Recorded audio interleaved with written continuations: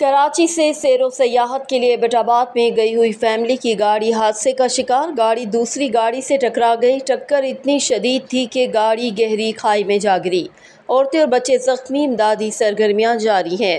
Abbott آباد سے bureau chief شہادت نیوز نوید اکرم عباسی کی رپورٹ کے مطابق ایبٹ آباد کے سیاحتی مقام ایوبیہ ریالہ روڈ پر نکر کتبال کے مقام پر ویگو گاڑی اور ٹوئٹا ہائیکس آپس میں ٹکرا کر گہری کھائی میں جا گری۔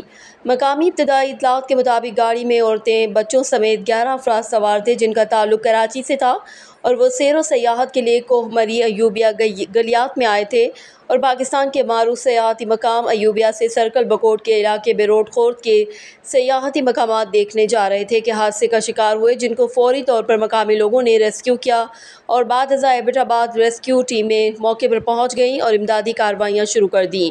ریسکیو میڈیکل ٹیم نے 4 افراد کو ریسکیو کر کے تحصیل ہیڈ کوارٹر اسپتال مری منتقل کیا جا رہا ہے۔ ریسکیو میڈیکل ٹیم باقی معمولی زخمیوں کو موقع پر ہی طبی امداد فراہم کر دی گئی ہے۔